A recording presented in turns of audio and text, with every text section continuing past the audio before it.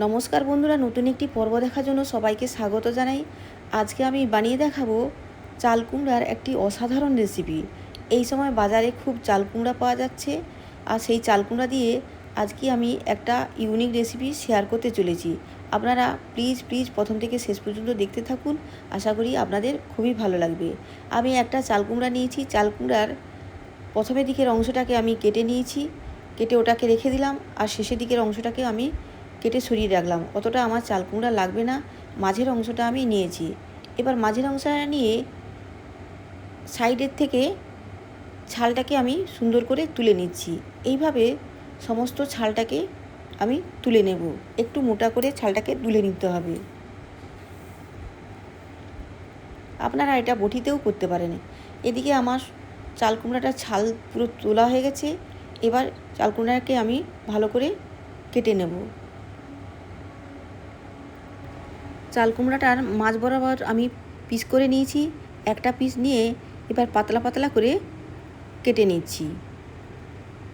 এইভাবে খুব পাতলা পাতলা করে কেটে নিতে হবে।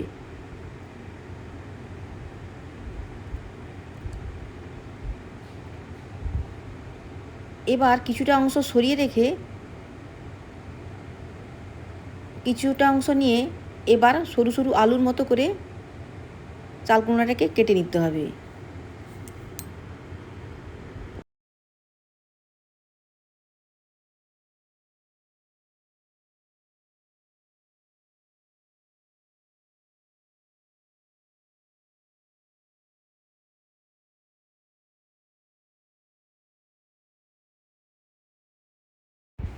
সমস্ত চাল কুমড়াগুলো আমার কাটা হয়ে গেছে।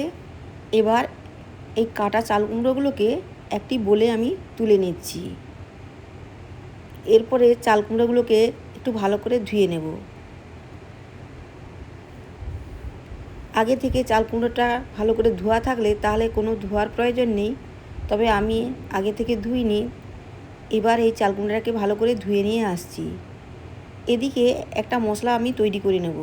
মশলাটা আমি শিলপাটাতেই করে নিচ্ছি। দিয়ে দিলাম কিছুটা পরিমাণ তিল, দিয়ে দিলাম সামান্য পরিমাণ পোস্ত, তার সঙ্গে দিয়ে দিলাম কালো সর্ষে। সমস্ত মশলা আমি কিন্তু খুব অল্প পরিমাণেই দিচ্ছি।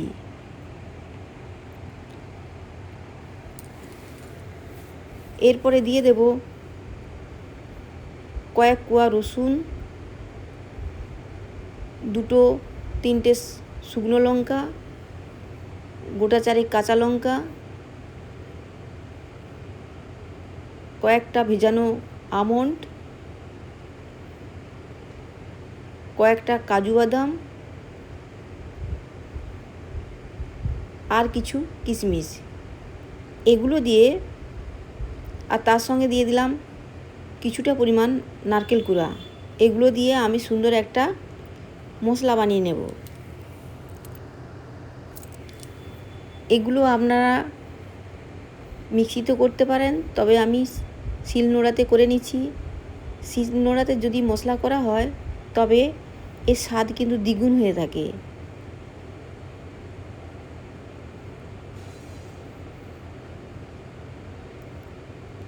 মশলাটাকে সুন্দর করে করে নিতে হবে। এইভাবে একবার চাল কুমড়া রান্না করে দেখবেন, খেতে দুর্দান্ত হয়ে থাকে।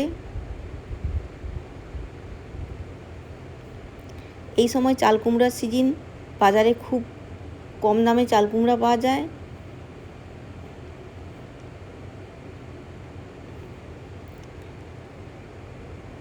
এতক্ষণ রেসিপিটি দেখার জন্য অসংখ্য অসংখ্য ধন্যবাদ। যে সমস্ত বন্ধুরা আজকে নতুন দেখছেন, প্লিজ প্লিজ আমার ছোট্ট চ্যানেলটিকে সাবস্ক্রাইব করে পাশে থাকবেন।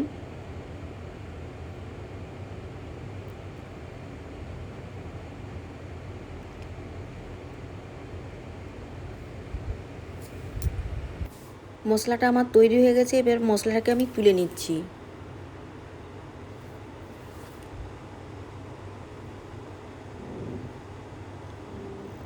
মশলাটাকে একটা বোলে তুলে নিলাম। এবার রান্নার জন্য গ্যাসের কাছে আমি চলে এলাম। আগে থেকে গ্যাসের উপরে একটা কড়াই বসানো ছিল। কড়াইটা গরম হওয়ার পরে দিয়ে দিলাম পরিমাণ মতো সর্ষের তেল। ফোড়নে দিয়ে দিলাম শুকনো লঙ্কা, তেজপাতা আর সামান্য পরিমাণ কালো জিরে। এই তরকারিতে কালো জিরে কিংবা আপনারা 5 ফোড়নও দিতে পারেন।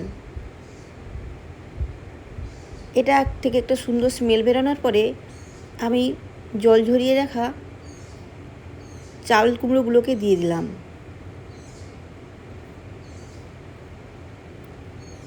এরপরে আমি দিয়ে দেব কালারের জন্য হলুদের গুঁড়ো, দিয়ে ভালো করে নেড়ে চেড়ে সমস্ত কিছু উল্টে পাল্টে নেড়ে মিশিয়ে নিচ্ছি।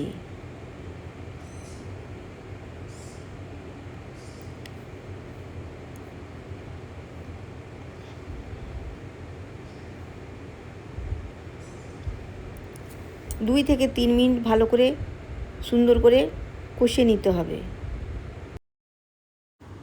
যখন দেখব সবজি থেকে জলটা শুকিয়ে গেছে, কড়াতে লেগে যাচ্ছে, সেই সময়ে কিছু বেসিক মশলা যোগ করে দেব। এই সময় দিয়ে দিলাম সামান্য পরিমাণ ধনিয়ার গুঁড়ো, সামান্য পরিমাণ জিরের গুঁড়ো, সামান্য পরিমাণ কাশ্মীরি লঙ্কার গুঁড়ো, আর দিয়ে দেবো পরিমাণ মতো লবণ, সামান্য পরিমাণ পেঁয়াজ বাটা, আর দিয়ে দিলাম বাটা মশলা। এই সমস্তগুলো দিয়ে ভালো করে নেড়ে চেড়ে মিশিয়ে নিতে হবে। এই সময় কিন্তু গ্যাসের বার্নারটা হাইতেই রাখতে হবে। রেখে 2 থেকে 3 মিনিটের মতো রান্না করে নিতে হবে। 2 থেকে 3 মিনিট রান্না করার পরে আমি এখানে মশলা ধোয়া জলটা দিয়ে দেব। সবজিটা আমার কষানো হয়ে গেছে। এরপরে আমি দিয়ে দিলাম মশলা ধোয়া জল, দিয়ে আবারও খুন্তির সাহায্যে ভালো করে নেড়ে চেড়ে মিশিয়ে নিচ্ছি। আর ঢাকনা চাপা দিয়ে হাই ফ্লেমে রান্না করে নেব 1-2 মিনিটের মতো। আবার ঢাকনা খুলে নিয়েছি। নেওয়ার পরে সমস্ত সবজিগুলোকে খুন্তির সাহায্যে নেড়ে চেড়ে নিচ্ছি। যেহেতু কাজু বাদাম আর নারকেল কোড়া দেওয়া আছে, সেহেতু মশলাটা নিচে লেগে যাওয়ার সম্ভাবনা থাকে। সেই জন্য বারবার করে ঢাকনা খুলে সবজিটাকে নেড়ে চেড়ে নিতে হবে। 2-1 বার এরকম ঢাকনা দিয়ে রান্না করে নিতে হবে।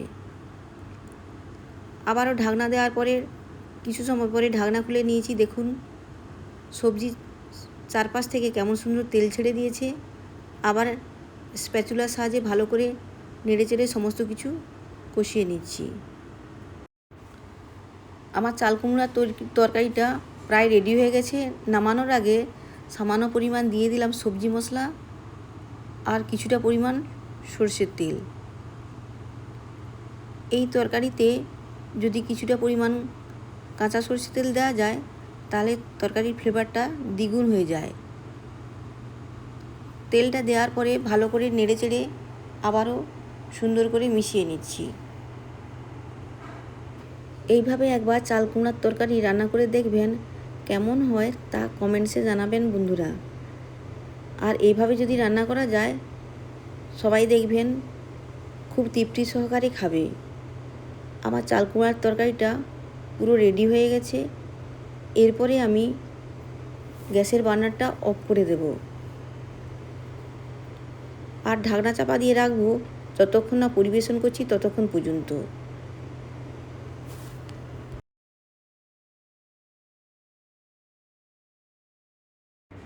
5 থেকে 7 মিনিট পরে ঢাকনা খুলে নিয়েছি। দেখুন তরকারিটা কেমন সুন্দর হয়েছে। এবার আমি একটি প্লেটে তুলে নিচ্ছি।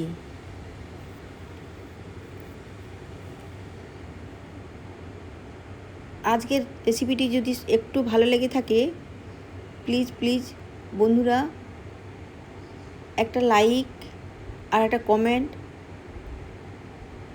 আর সাবস্ক্রাইব করতে ভুলবেন না।